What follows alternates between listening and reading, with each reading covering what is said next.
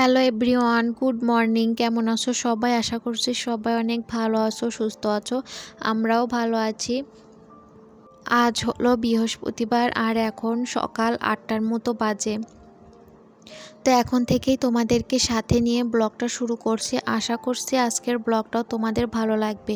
আর আজ হলো বৃহস্পতিবার, আর বৃহস্পতিবার বিকেলেই তোমাদের সাথে ব্লগটা শেয়ার করব, কারণ বুধবার কোনো ব্লগ শেয়ার করিনি। তার কারণ মঙ্গলবার তো মাম্মামের বার্থডে ছিল, তো সেই দিন যে ব্লগটা শ্যুট করেছিলাম সেটাই বুধবারে আর কি শেয়ার করেছিলাম।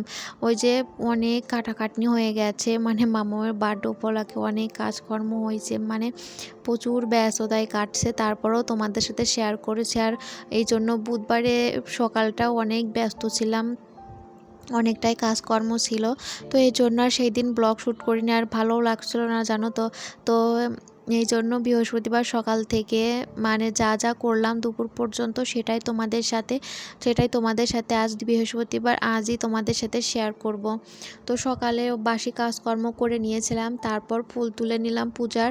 তো পূজার বাসন এখনও মাজা হয়নি, ওগুলো পরেই মাজবো ভেবেছিলাম, কিন্তু আর আমি মাজতে পারিনি, মায়ে আর কি মেজে নিয়েছিল। তার কারণ ওই যে তারপর খাওয়া দাওয়া কমপ্লিট করার পর এই যে দেখো ছোদ্দা আসছে, যেহেতু ওই যে খাসির মাংস নিয়ে আসছে। আর মামামের বাবাও আসবে আজ, জানো তো, বিকেলে, মানে বিকেলে আর কি বেরোবে, ওই রাত আস্তে আস্তে রাত হয়ে যাবে। তো এই যে খাসির মাংস নিয়ে আসছে, তো সেটা আজ বিকেলে রান্না বান্না করব। তো আর মা আর মাম্মামকে নিয়ে একটু বাজারের দিকে গেছে, ছোদ্দার সাথে তিনজনে গেছে। তো এই জন্য ভাবছি তাড়াতাড়ি করে সমস্ত কাজগুলো কমপ্লিট করব বাড়িতে আসার আগে। আর ওই যে মাংসটা নিয়ে আসছে, ওই মাংসটা বেচে, মানে অনেকটাই আর কি পশম ছিল, তো সেটা বেচে ধুতে অনেকটা টাইম লেগে গেছে। তো ভেবেছিলাম পুরো কাজ কমপ্লিট করে নেব, কিন্তু করতে পারিনি। তো অনেকটাই তারপরেও এগিয়ে নিয়েছিলাম। তো ওইগুলো মানে মাংসটা ধুয়ে ফ্রিজে রেখে দিয়েছি, যেহেতু রাতে রান্না করব। তো ফ্রিজে মানে রেখে দিলাম। দিয়ে কিছু জামা কাপড় ছিল, কালকের কিছু জামা কাপড় ছিল, সেগুলো তো আর সকালে ধুতে পারিনি, মানে সকালে আর সময় পাইনি এই কাজগুলো করার আজ, যেহেতু বাড়িতে। আর তোমরা তো দেখেইছো, মানে তোমাদের সব সময় বলি যে বাড়িতে কেউ আসলে জানো তো কাজের একদম এলোমেলো হয়ে যায়, ঠিক মতো টাইম মতো কাজ কমপ্লিটই করতে পারি না, মানে এটা সেটা নিয়ে ব্যস্ত থাকতে হয়। তো এর জন্য সকালে কোনো কাজই কমপ্লিট করতে পারিনি। তো এখন ভাবছি সমস্ত কাজ একদম দুপুরের মধ্যে তাড়াতাড়ি করে একদম মানে কি বলবো, খুব তাড়াতাড়ি আর কি কমপ্লিট করব।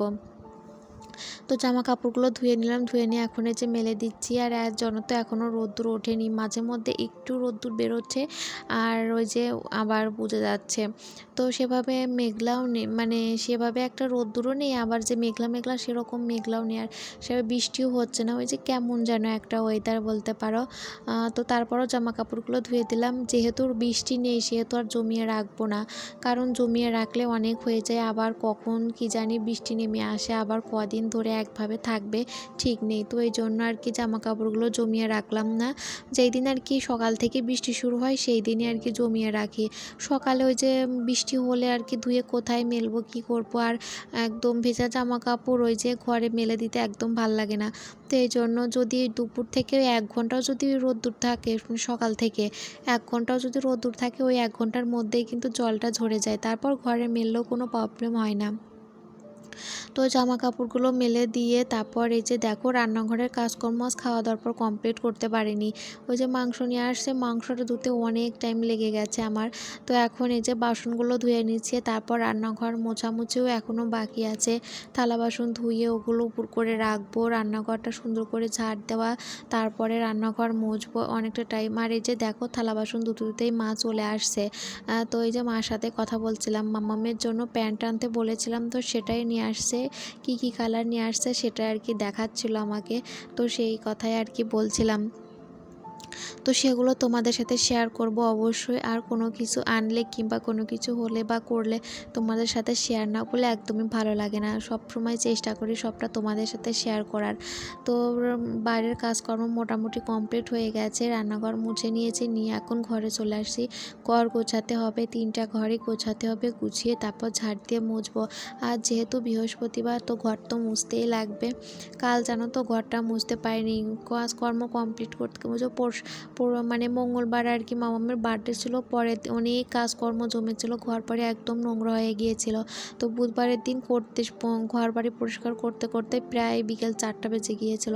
ঘরটা জানো তো আর মুছতে পারিনি, মানে মার ইচ্ছা করছিল না যে ঘরটা মুছি। তো ভেবেছিলাম কাল যেহেতু বৃহস্পতিবার তাহলে কালই আর কি মুছবো।